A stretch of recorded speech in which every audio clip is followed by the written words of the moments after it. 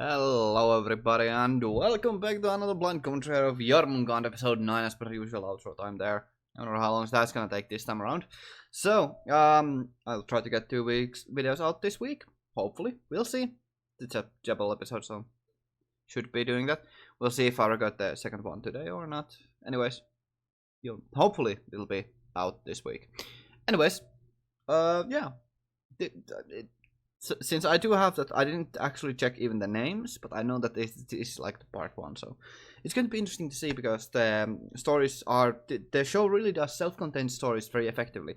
So it will be interesting to see what kind of story exactly requires 2 episodes to resolve, because those usually, well, obviously they have more structure to them and more continuity to them.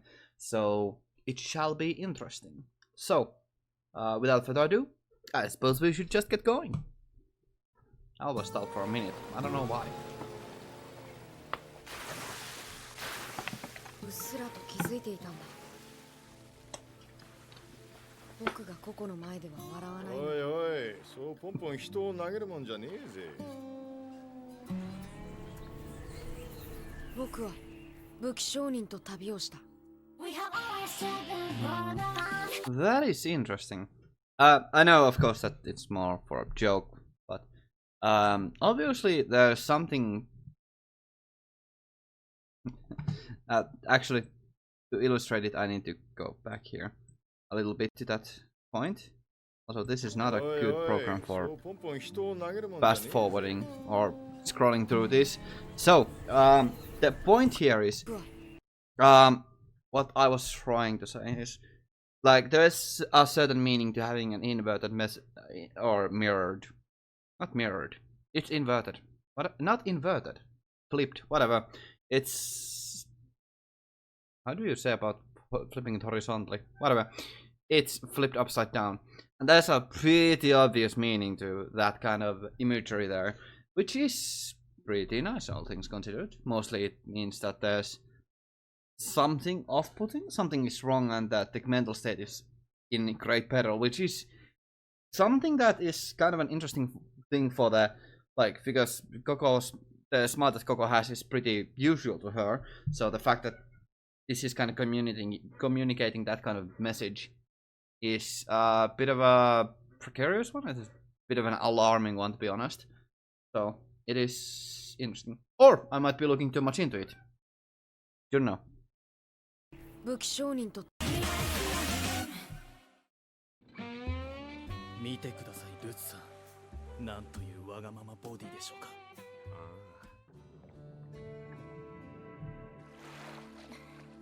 こらこらよな、そのまま流されるとイタリアに行っちゃうぞ。ココあれいつの間にこんなに遠く。 This actually, there's like quite a lot of meaning behind just using water for metaphors, so I don't know how much I should be overanalyzing that, because yeah, beach episodes and all that fun stuff, you know. I don't know how the memes and jokes about anime go, anime and beach episodes, huh? But actually, just like swimming does have some symbolic meaning, just like in general language, and more specifically ocean has different meanings to it. But not gonna go too deep into that here, because that might be just overshooting, just overanalyzing something that's meaningless. Unless, of course, it has some meaning later on. We'll see. I'll talk about it later then. 海を舐めちゃいかん。人魚が引っ張ったんだ。君のこと好きだってさ。甘い。連中なんかにあげない。ヨナは私の。君も知っている。チェキータさんだよ。あの二人はもともとココさんの父親フロイド・ヘクマティアル氏の護衛だった。Okay.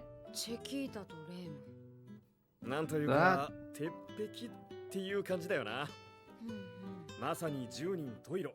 10人それぞれにいろいろな過去がある。おいおい分かってくるものさ。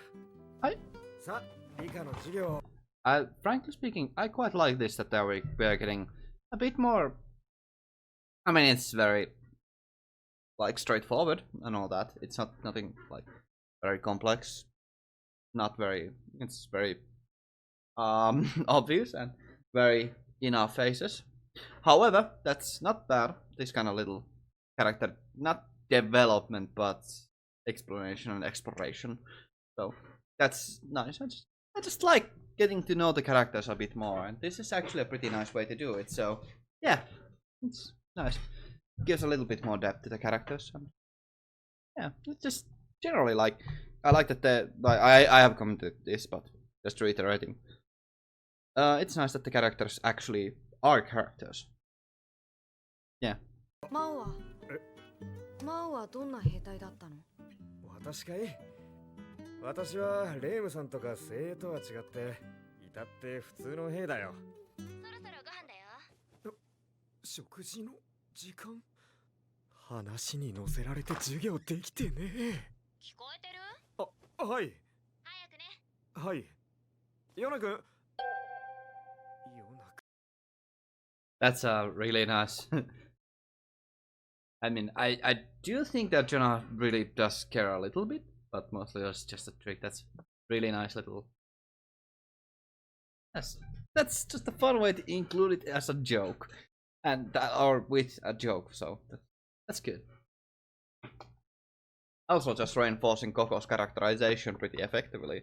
The fact that she is a good leader. That's about it. もういいねし。打ち合わせです。お手元の資料にあります通り、空輸です。ここが仕事で空飛んじゃいけねえ。ここと飛んだ空じゃろくな目に遭う。かなり厄介だぞ。彼女にとっても我々にとっても。臆するな。暴力に傷ついた人々を助け、見たままを世に伝える。それが我々の役目。いいな。はいはいそう。ほう、なんか気合入っててかっこいいな、お医者さん。でしたらルツはあちらのお仲間になってはいかがですか？待った待った、なんでそうなるんだよ、姉子。もうすぐ作って。 That's, マギ来て。 that is interesting between the. That's a really kind of a interesting difference between the two groups of like just flat out mercenaries and more like just like arms dealers rather than mercenaries, but you know, still technically speaking mercenaries and just doctors. That's a very interesting difference in their approach, but it's also very much understandable and makes sense that the doctors would take this a bit, just be more uptight and strict. Sure, let's go with that. Considering that they are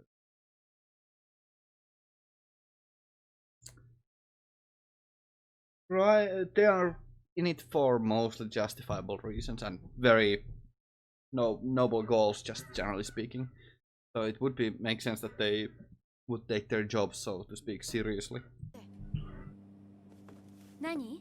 こっちに集まってこのシートかぶって荷物のふりして。このコンテナは下ろさないから大丈夫だってさ。あっちの兵隊に見つからないように。やばいの？多分平気。2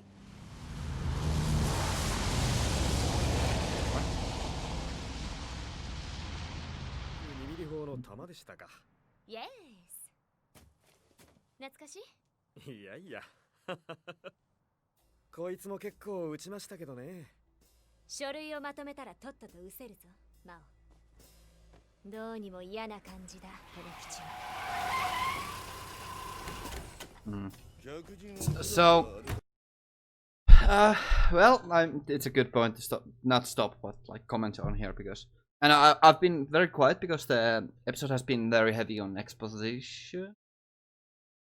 This exposition, even though it's necessary, world building or that, but it has had a very heavy-handed approach to exposition, so there hasn't been much to comment on for quite a while now, actually. So I've been quiet, but there is a very clear tension that's building, and it's getting pretty high-strung, so it's pretty tense. And yeah, things are they're not exactly heating up. They are getting a bit. The situation is getting even more tense, like palpably so. 初にお目にかかるミスここヘクマティアル。いや、間に合ってよかった。いきなりだけどさ。ここどうするね。もうこうなっちゃ仕方ないでしょ。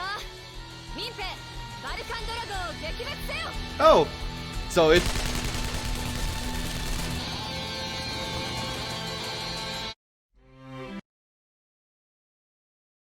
I see. Well, that escalated. Yeah, that.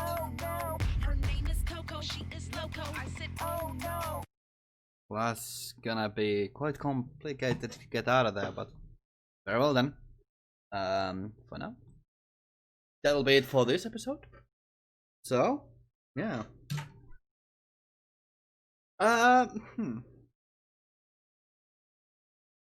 I don't have much to say other than what I've already said during the commentary. So it's very... The episode was very heavy on exposition, but it also did have quite a lot of world building to it and more characterization just in general. And that characterization is of course fantastic. It's done very effectively and it's very good. It's proficient exposition delivered and proficient characterization done with minimal, maybe not minimal, but effective dialogue. It did save a lot of words just going for the most obvious ways. There's not a lot of subtlety, but that's not necessary. You don't need a lot of subtlety for like stories to be like complex and interesting. And of course, the tension was palpably. It was quite something bubbling to the surface, and it all blew up in the end of the episode. And it'll be interesting to see the firefight in the next episode and see where the violence leads us. It is certainly quite an interesting episode, but a bit of an interesting episode. It's more of just politics and internal dialogue and just consideration and all that, but it's nothing exactly that. There's not much to say, but it's not bad, so don't get me wrong on that. It's very straightforward and honest, and that's good, and I'm just absolutely fine with that.